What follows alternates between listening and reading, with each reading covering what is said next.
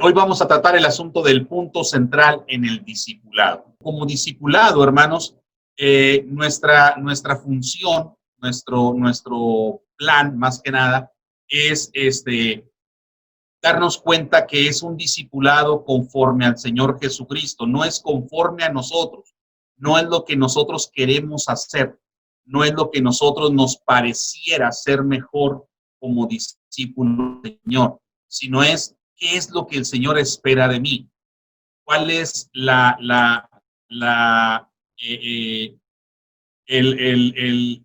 la medida que debo alcanzar como discípulo del Señor Jesucristo. Entonces, el punto principal en el discipulado, hermanos, es confiar en la soberanía de Dios. Ese es el punto principal, confiar en la soberanía de nuestro Dios. Fíjese lo que dice Jeremías, para Jeremías, capítulo 51, versículo 15 al 16, dice: Él es el que hizo la tierra con su poder, el que afirmó el mundo con su sabiduría y extendió los cielos con su inteligencia. A su voz se producen tumultos de aguas en los cielos y hace subir las nubes de lo último de la tierra. Él hace relámpagos con la lluvia y saca el viento de sus depósitos. Si nos fijamos, ¿por qué debo confiar en la soberanía de Dios? Bueno, porque Él es mi creador. Él nos ha hecho, hermano. Por eso debo confiar en la soberanía de Dios. Por eso debo afianzar mi fe en Él, porque Él es el creador de todas las cosas. Nosotros como cristianos no podemos creer, hermanos, en ese accidente que dicen por ahí los que estudian y los que saben esas cosas, ¿verdad? O los que creen en esas cosas, el mundo se creó por una explosión, ¿verdad? Pero nosotros creemos en un creador, creemos en ello, que este mundo existe, esta vida existe por un creador. Es tan maravillosa, es tan hermosa, es tan bella, que detrás de ella existen unas manos creadoras, ¿verdad? Entonces, ¿por qué debo confiar en Dios? Porque Él es el creador de todas las cosas, ¿sí? Segundo, ¿por qué debo confiar en Dios como creador? ¿Por qué debo verlo como esa base, ese depósito de mi fe? Bueno, el segundo punto es porque Él es soberano supremo. Él es el soberano supremo, hermano. Dice el primer libro de Crónicas, capítulo 29, versículos 11 y 12, dice: Tuya es, oh Jehová, la magnificencia y el poder, la gloria, la victoria y el honor, porque todas las cosas que están en los cielos y en la tierra son tuyas. Tuyo, oh Jehová, es el reino, y tú eres excelso sobre todos. Las riquezas y la gloria proceden de ti, y tú dominas sobre todo. En tu mano está la fuerza y el poder, y en tu mano el hacer grandes y dar poder a todos. ¿Por qué debemos confiar en Él, hermanos? ¿Por qué debo verlo como alguien en quien debo depositar mi fe? Bueno, porque Él es el soberano supremo. Él es el que gobierna todas las cosas. Él es el que tiene todo el control. Él es el que tiene toda la fuerza, toda la magnificencia, ¿sí? Esto implica que por encima de Él no hay nadie, hermanos, absolutamente nadie. Entonces, si hay alguien en quien yo deba confiar, es en Dios, el soberano supremo. Tercero, ¿por qué debo confiar en Dios?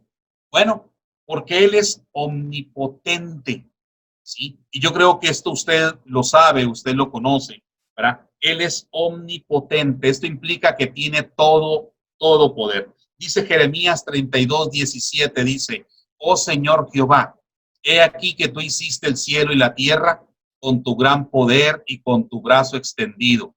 No hay nada que sea difícil para ti, dice la palabra, ¿verdad? Entonces, fíjese lo que dice al final del versículo: no hay nada que sea difícil para ti.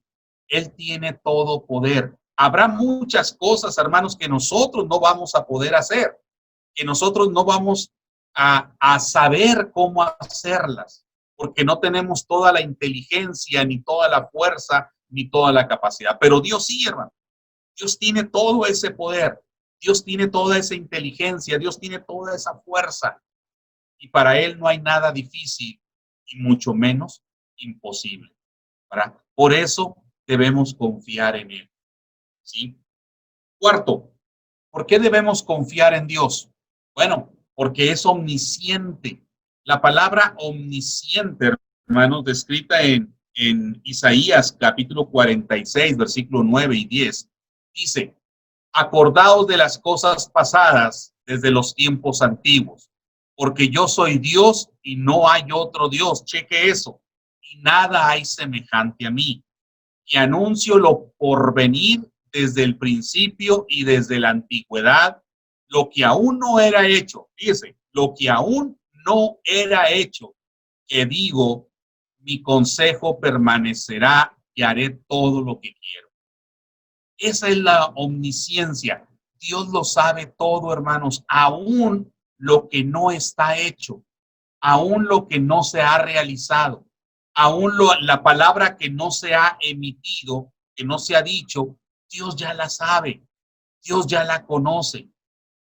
Aún cuando nuestras acciones son un pensamiento solamente, Dios ya conoce ese pensamiento, ¿verdad?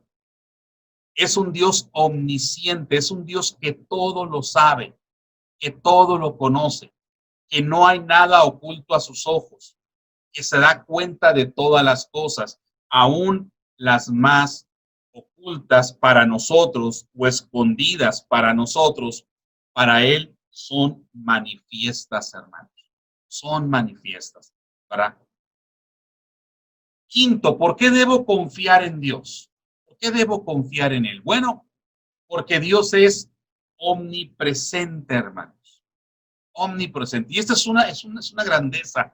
Yo cuando leo esto de Dios, hermanos, créanme que yo le doy tantas gracias a Dios que nos hace entender su omnipresencia, que puede estar allá en Ecuador, allí en Ibarra, allí en Pilanquí, con ustedes, gozándose y recibiendo la alabanza, y al mismo tiempo está en Torreón con nosotros, recibiendo la alabanza y la gloria que le estemos dando.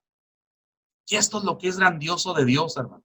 Es un Dios omnipresente que está en todos los lugares, ¿sí? Dice el Salmo 139, versículos 7 al 13, dice: ¿a dónde me iré de tu espíritu y a dónde huiré de tu presencia? Si subiere a los cielos, allí estás tú. Si en el Seol hiciere mi estrado, he aquí, allí tú estás. Si tomare las alas del alba y habitar en el extremo del mar, aún allí me guiará tu mano y me asirá tu diestra. Si dijere, ciertamente las tinieblas me encubrirán, aún la noche resplandecerá alrededor de mí. Aún las tinieblas no encubren de ti, y la noche resplandece como el día. Lo mismo te son las tinieblas que la luz, porque tú formaste mis entrañas, tú me hiciste en el vientre de mi madre. Entonces, hermanos, es un Dios omnipresente, es un Dios que está en lo individual con cada uno de nosotros, en nuestros diferentes hogares, y está en lo congregacional con toda la iglesia, ¿verdad? Es un Dios que está en todas partes. No hay un lugar a donde nos podamos ir y que no esté Dios o que no pueda estar Dios con nosotros. Claro que no. Podemos estar, lo mismo está en el salón de la iglesia, en la adoración, que en la sala de un hospital. Lo mismo está en el salón de clases con los niños, en un salón de escuela. Lo mismo puede estar así, ¿verdad? Lo mismo está en una reunión congregacional o intercongregacional con diferentes congregaciones, que también puede estar, lo mismo está en una casa, hermanos, en un hogar, con una familia. Dios está en todas en todas partes. Entonces, resumimos. ¿Por qué debo confiar en Dios? ¿Por qué debemos confiar en Dios? El discipulado se basa precisamente en eso, hermano, en tener confianza en Dios, no confiar en nosotros mismos, no confiar en mis propias capacidades, sino confiar en Dios. ¿Por qué debo confiar en Él? Bueno, resumimos, porque Él es creador, porque Él es soberano supremo, porque Él es omnipotente, porque Él es omnisciente, porque Él es omnipresente. Y todas estas cualidades hacen de Dios un ser confiable, en quien yo puedo confiar, en quien yo puedo abrazarme de Él y estar plenamente seguro y convencido de que Él no me va a soltar, Él no me va a dejar caer, Él no me va a abandonar, ¿verdad? Sino todo lo contrario. Un Dios que va a sujetarme, que va a abrazarme, ¿verdad? Y va a estar siempre conmigo. Es un Dios en quien puedo confiar. Por eso el profeta Jeremías menciona que todo aquel hombre que pone su confianza en el mismo hombre, en la carne, está bajo maldición. ¿Verdad? Está bajo maldición. Por eso Dios a su pueblo a través del profeta Jeremías le dice que me han dejado, dice, me han dejado a mí fuente de agua viva y cavaron para sí cisternas rotas, porque confiaron más en el hombre que en él. Su pueblo confió más en el hombre, en las capacidades humanas, en las divinas, hermanos. Y esa es la gran diferencia del discipulado. El verdadero discípulo se abraza de Dios, no del hombre, hermanos. El verdadero discípulo se sujeta de Dios, ¿verdad? Y no del hombre. Y esto es lo que es grandioso del discipulado espiritual, ¿verdad? Cuando verdaderamente entendemos que el hombre no es quien nos guía, sino es Dios mismo, ¿verdad? Quizá el hombre me puede llevar a Dios, quizá el hombre me puede hablar de Dios, pero al fin de cuentas yo me sujeto a Dios, ¿verdad? Y yo me abrazo de Dios. Eso es lo que es grandioso y eso es lo que es necesario en nuestras vidas, hermanos, como cristianos, ¿verdad? Entonces, el punto central en el discipulado es la confianza en Dios, confiar en la soberanía de Dios, ¿verdad? Pero también, hermanos, pero también Dios ejerce su soberanía sobre mí. Dios es un Dios soberano, pero Él ejerce la soberanía sobre nosotros, ¿verdad? Y esa soberanía, hermanos, que Él ejerce sobre mí, que Él aplica a mi vida, pues es de diferentes maneras. Mire, Él me conoce. Segundo, Él me guía. Perdón, me cuida, me cuida. Tercero, Él provee para mis necesidades. Hasta ahí, párale hasta ahí. Fíjese bien, me conoce, me guía y provee para mis necesidades. Es un Dios que hace eso. ¿Sí? Y ahí Dios está ejerciendo su soberanía sobre mí. Yo creo que todos podemos entender y creemos plenamente que Dios conoce nuestras vidas y que Dios nos está guiando porque estamos en su iglesia, hermanos, y estamos en la fe de nuestro Señor Jesucristo. Todos creemos plenamente que Dios provee para nuestras necesidades porque lo podemos ver, hermanos. Vemos su mano poderosa y fuerte en nuestras vidas, proveyendo para nuestras necesidades. ¿Sí? Entonces, en estas acciones, nosotros podemos ver la soberanía de Dios aplicada a nosotros, a nuestra vida. Pero hay otras acciones de Dios que yo quiero hablarle, que me interesa que usted conozca. La siguiente es que Dios tiene toda prueba bajo su control.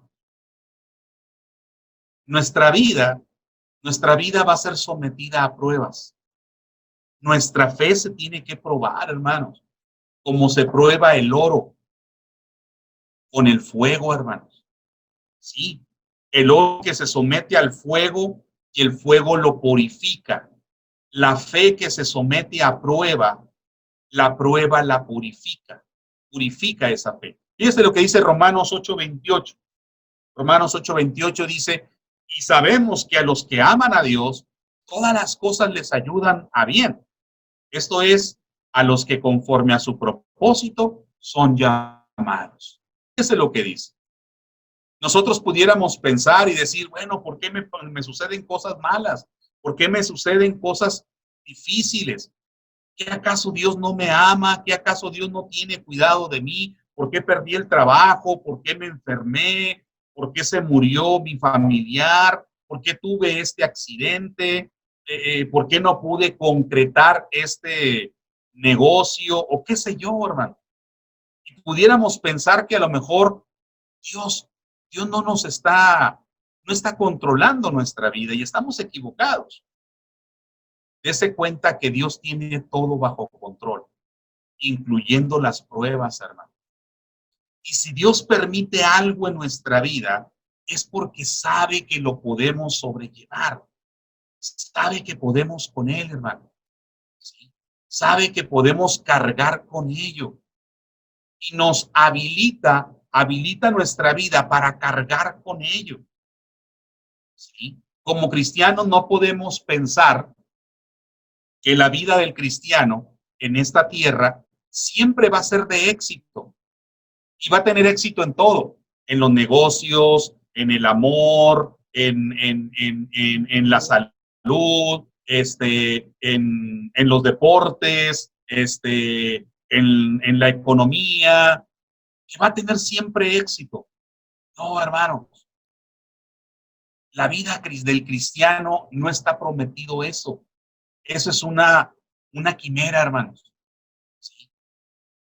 Lo que sí está prometido es que cualquier cosa que sucede en tu vida, que Dios lo permite, al mismo tiempo te habilita para soportarlo. Y a cristianos buenos, cristianos fieles en la antigüedad, hermanos, les fue mal también en la vida. Les fue muy mal. Muchos de ellos perdieron sus negocios, perdieron sus casas, perdieron su salud, perdieron su familia, perdieron hasta su vida, hermanos. ¿Verdad? Y más, sin embargo, fueron buenos cristianos, buenos hermanos, pero confiaron plenamente en Dios porque es un Dios soberano que ejerce su soberanía sobre nosotros y que todas nuestras pruebas están bajo el control de Dios. Todas, hermanos, sin excepción de ninguna. Y también, Dios, Dios tiene un plan para mi vida, hermanos. ¿Cómo ejerce Dios su soberanía sobre mí? Bueno, tiene toda prueba bajo control, pero también tiene un plan para mi vida. Y es, ¿verdad?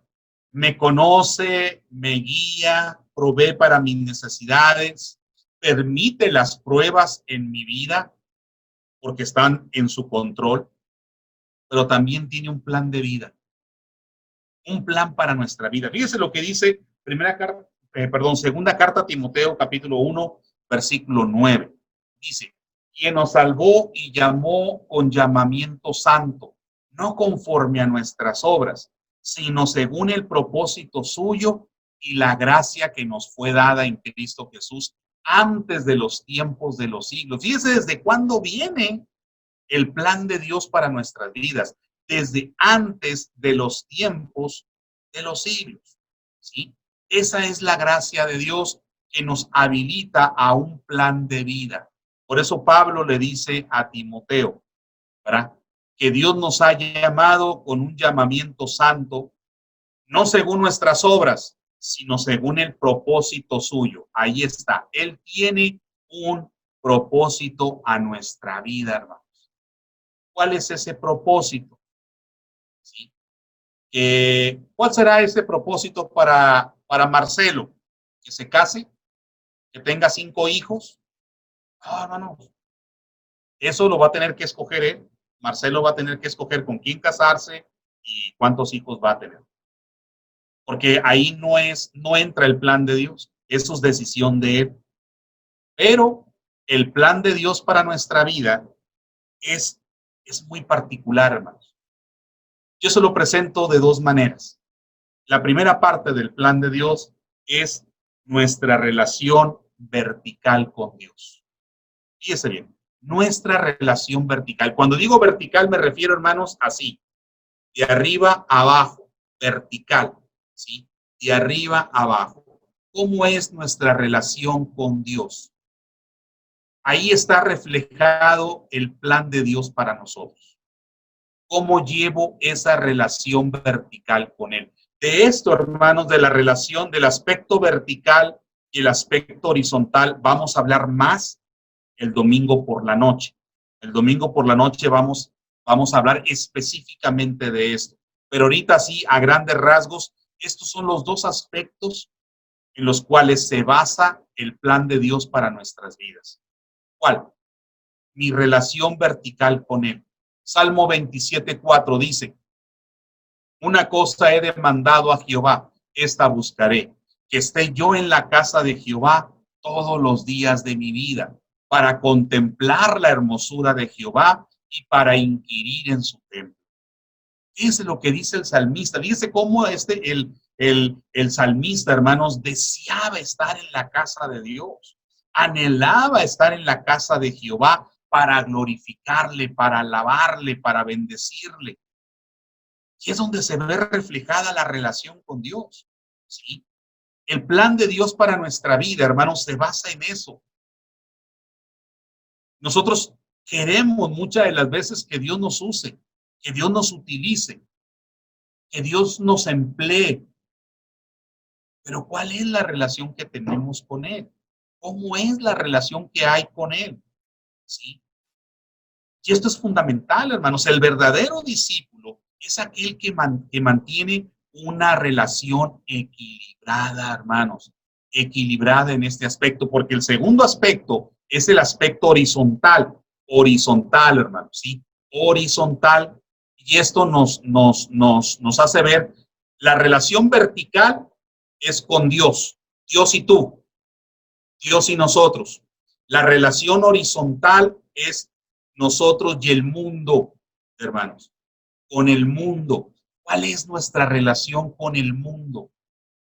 Bueno, el aspecto horizontal dice, por tanto, id y hacer discípulos a todas las naciones, bautizándolos en el nombre del Padre y del Hijo y del Espíritu Santo. ¿Sí? ¿Cuál debe ser mi relación con el mundo? ¿Cómo debo de ver mi relación con el mundo? ¿Cuál es la perspectiva que debo tener hacia el mundo? Aclaro, esto lo vamos a ver más detalladamente el domingo por la noche, pero ahorita se los dejo ver de esta manera. Mi relación con el mundo, hermanos, debe ser de oportunidad para hablar de Cristo. No puede ser que yo, como discípulo del Señor, viva mi vida en esta vida terrenal sin hablarle a nadie de Cristo, sin presentar a Cristo a los demás, sin hacer ver que yo creo en Dios y que quiero compartirlo con los demás. Que ese regalo que yo he recibido de la salvación, debo darla a los demás, debo ofrecerla a los demás. ¿Sí? Mi relación con Dios vertical debe ser de estrecha intimidad en la alabanza, en la glorificación, en la adoración a Dios. Ser fiel a la adoración con Dios. Mi relación horizontal con el mundo debe ser de una perspectiva de presentar a Cristo a toda persona, a toda criatura. Y hablarle de Dios. ¿Sí?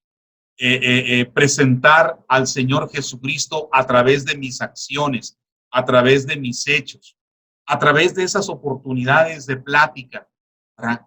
Hermanos, todos tenemos amigos, todos tenemos familiares, todos tenemos conocidos. Y muchos de nuestros amigos, muchos de nuestros familiares, muchos de nuestros conocidos, compañeros de trabajo, es triste decirlo, pero muchos de ellos a lo mejor no saben que somos cristianos. A lo mejor no lo saben, hermano. A lo mejor no conocen de nuestra fe. ¿Por qué? Porque con ellos convivimos y platicamos de otras cosas, menos de fe. O quizá a lo mejor lo hicimos y ellos nos dijeron, no, no, no, a mí no me hables de Dios, a mí no me hables de la palabra. Y nosotros nos quedamos callados, preferimos quedarnos callados. Sí. Pero ¿cuál debe ser nuestra perspectiva? Bueno, acuérdese que Dios aplica su soberanía sobre nosotros, dándonos un objetivo de vida, un plan de vida. ¿Qué es lo que Dios quiere para nosotros? Que tengamos una buena relación con Él a través de la iglesia, a través de su reino, que seamos fieles, que no faltemos, que nos entreguemos, que sirvamos, que nos apliquemos a los ministerios, que mis habilidades y capacidades las ponga al servicio de la iglesia, séase hombre, séase mujer, séase adulto, séase joven, séase soltero, séase casado, séase adulto mayor, que yo ponga mis habilidades al servicio de la iglesia, porque esa es mi relación con Dios, que ahí está basado el plan de Dios para mí. Y segundo, que yo al mundo lo vea como una oportunidad para hablar de Cristo. Que yo no pierda esas oportunidades que Dios pone en mi vida para hablar de Cristo a los demás. ¿Sí? Aún si voy con el peluquero o la peluquera que me corte el pelo, hablarle de Cristo ahí donde estaba cortándome el pelo. Al mecánico, si voy al mecánico a que me componga el carro o que me componga una llanta, aprovechar para hablarle de Cristo. ¿Sí?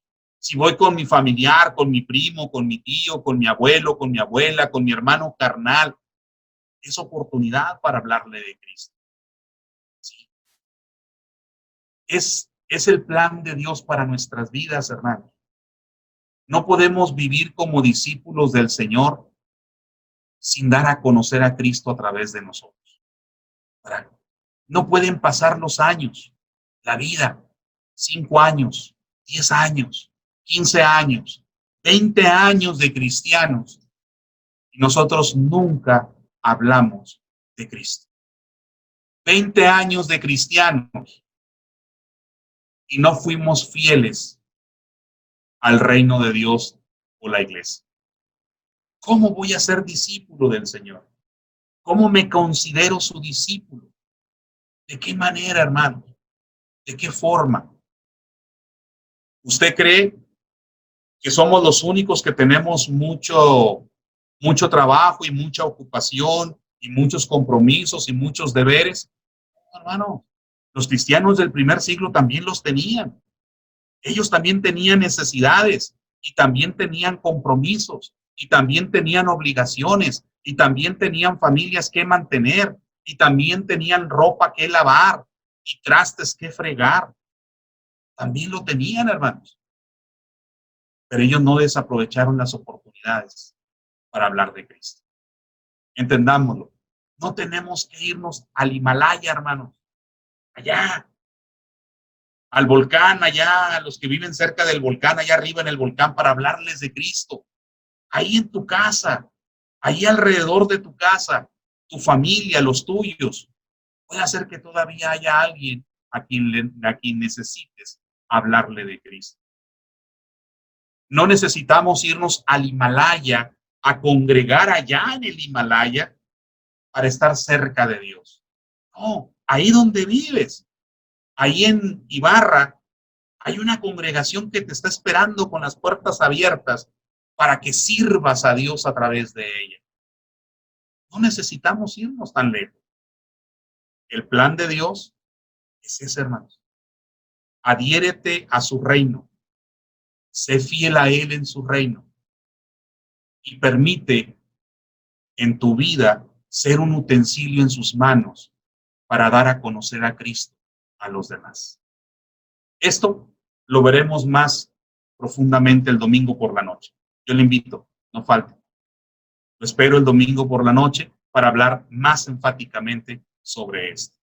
Hermanos, gracias. Que Dios les bendiga. Muchas gracias por su tiempo. Gracias por su invitación. Y reciban un abrazo de nuestra parte. Un saludo para todos ustedes. Y dejo el micrófono a nuestros hermanos que nos están presidiendo.